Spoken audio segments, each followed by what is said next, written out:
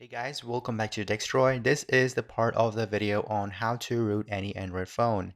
And in this video, we're going to look at how to root any OnePlus, Google, or Chinese, or any other generic Android phone you might have. I will show you two methods to root your phone in this video. The first method is by boot image patching, which is a bit complicated process but safer. And the other method is by using TWRP, which is easier but less safe. Please do note that throughout this video, I will make use of terms fastboot and bootloader, and you should keep in mind that they are basically the same thing, and I may use any one of the term to describe the same thing. I have also used terms like terminal and minimal ADB and fastboot. Terminal is basically for Mac, and minimal ADB and fastboot is for Windows. So if ever I say that open terminal, that means you should open terminal if you are using a Mac, and if you are using a Windows, then you should open minimal ADB and fastboot, and vice versa. Now you must check whether your phone is bootloader unlockable or not. So make sure that you have watched my first video to check if your phone is unlockable or not. Also make sure that you have installed the USB drivers and also have set up ADB and fastboot. If not, then please check the video links in the description. Now if you know that your phone is bootloader unlockable, then you should continue with this video, or else you can ask for help in the comment section down below. Please note that unlocking bootloader may void your warranty and will wipe all the data on your phone. So make sure that you have made a backup before proceeding. Now let's see how to unlock the bootloader on your phone. The first thing you need to do is you need to open your phone and then go to settings and then go to about phone and then look for build number and tap 7 times on build number to enable developer options. Now go back to settings and then go to developer options and enable OEM unlocking. Enter the password if it asks you for a password. Then you will also see an option called USB debugging. Tap on it to enable it. Now once you have done that, you need to boot your phone into bootloader mode. So for that, first power off your phone. Now here comes the tricky part. Different phones will have different button combination to boot into bootloader mode. So you need to find the right combination for your phone. For most phones out there, the button combination is volume up plus power button, while for some other phones it is volume down plus power button. Or if you don't want to use any button combination, you can just use ADB command to boot your phone directly to bootloader mode. For that, you will need to connect your phone to the PC, and then you need to open terminal, and then you need to type ADB reboot bootloader and hit enter. And this will ask you for a permission in your phone, then just allow the permission and it should boot your phone into bootloader mode. However, if you are using the button combination, then you need to do is you need to press the power button and volume up button, or power up button and volume down button, whichever works for your phone. Now for some phone, this button combination will not directly take them to the bootloader mode. Instead, it will take them to the boot menu. So if you end up in the boot menu, then you should look for the option called boot into bootloader. Then you should use your volume keys to browse through the option and then select the option which says reboot into bootloader and select it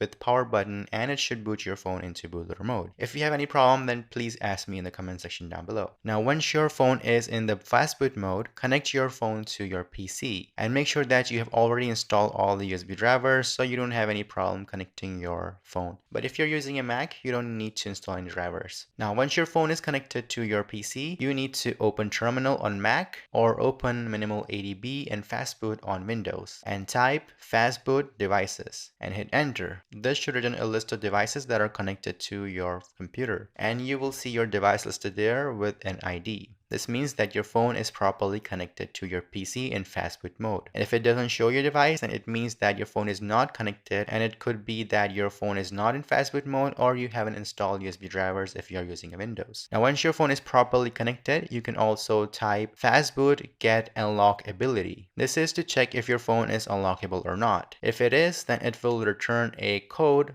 of 1. If it's not, then it will return a code of 0. Now this command may or may not work for your phone. You don't need to worry about that. You can also type fastboot OEM device info to check all the information about your phone, and as you can see in this example, it says device unlock false, which means it's not unlocked. It also says that device critical unlock, which means that there's another layer of lock on this phone, which means that we need to unlock both of these layers on this phone. Now, this command may also not work for your phone. It depends on what type of phone you're using. Now, there are 3 commands to unlock the bootloader on your phone. For different phones, different commands will work, but the most common command is fastboot OEM unlock. So you should type fastboot OEM unlock and hit enter. Now this will unlock the bootloader on your phone. And if it doesn't, and if it fails, that means that you need to use another command. Then you should type fastboot flashing unlock and you should hit enter. Now depending on what phone you're using, now it may directly start unlocking your phone or it may show you a bootloader unlock screen. If you see a bootloader unlock screen, then you should use your volume keys to highlight and choose unlock the bootloader or choose something like yes allow bootloader or yes or no or whatever the options your phone is showing you. And when you choose the option, just press the volume key or power button to confirm your choice and it should start unlocking your bootloader. Now as we have seen in the example, your device might also have an extra layer of lock, which is critical lock. So for that, you need to boot your phone into bootloader mode again and type fastboot flashing unlock critical and follow the same unlock process as before. Now when your phone is bootloader unlocked, let's talk about the root methods. Now there are 2 ways to root your phone. One is using TWRP and other is without using TWRP. Using TWRP method is easier, but not all the phones have TWRP available for them. And if you can't find TWRP for your phone, then you can still root your phone as long as you have an unlocked bootloader. Now before we talk about the 2 methods in detail, we should first find a TWRP for your phone, and then we can decide which method you should use. So first, you need to go to TWRP website and search for your phone using phone name or phone's code name.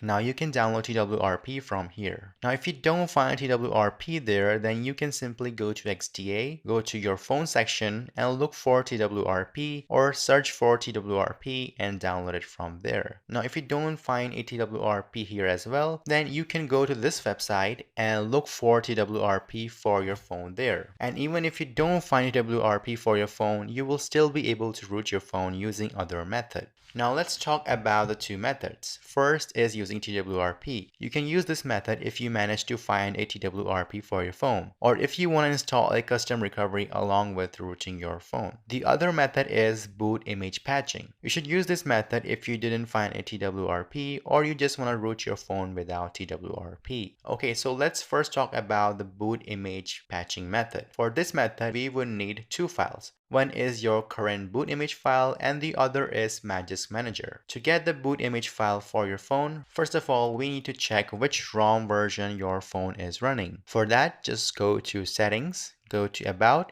and check the build number of your phone. Now you will have to download the firmware file for your phone of the same build number that you are running on your phone. So I will suggest you to update your phone to the latest build version and download the latest firmware build because sometimes it's hard to find older builds. You can find the ROM file from the manufacturer's website. Like for OnePlus phone, you can find it from the OnePlus website. For Google, you can find it from the Google website and etc. But if you are using some Chinese phone or some other phone, then you may find it hard to find the firmware for your phone. So you can just go to this website and look for your phone and download the file from here, or else you can ask for the help in the comment section down below. Now once you have downloaded the firmware file, you need to extract the boot image file from the firmware zip file and then copy the boot image file to your phone. I will recommend you to copy it to the download folder. Now go ahead and download Magisk Manager app APK and install it on your phone. Then open Magisk Manager app and tap on install, then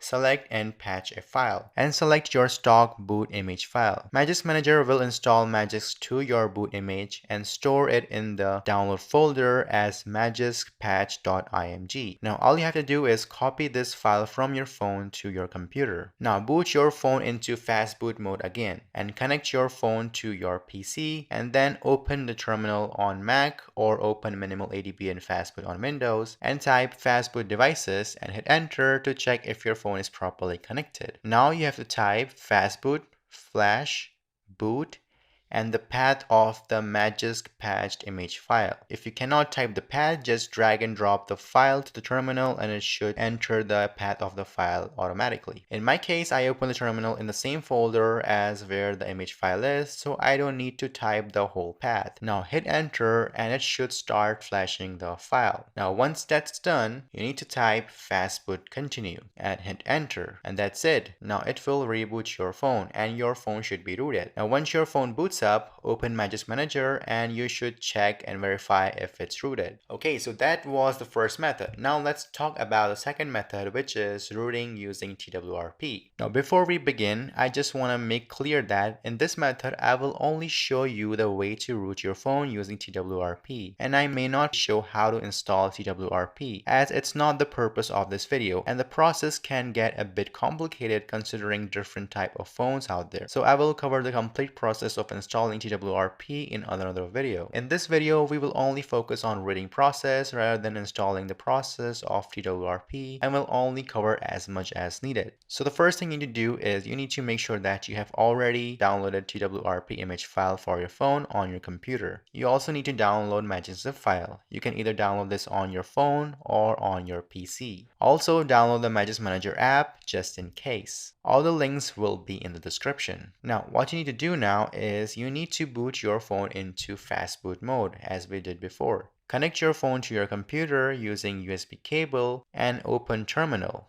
and type fastboot devices and hit enter to check if your phone is properly connected. Now type fastboot, boot, and the path of the image file. You can also drag and drop and it will automatically enter the path of the image file. Now hit enter and it should boot your phone into TWRP recovery. Now if it doesn't boot your phone into recovery or it gives you an error while running this command, it means that this method will not work for your phone and you should follow the previous method. Now do note that since we used the boot command to boot into recovery, it only temporarily booted us to TWRP recovery and it didn't install it. So once you boot into recovery mode, you will see a screen like this which says unmodified system partition. Here you need to select keep read only. Now there are three ways to flash Magisk zip file. One is via PC using ADB sideload, other is flashing Magisk from internal storage of your phone, and other is using OTG. To install Magisk from PC, first go to TWRP, go to Advanced, and go to ADB sideload and swipe to start sideload. And make sure your phone is connected to your PC.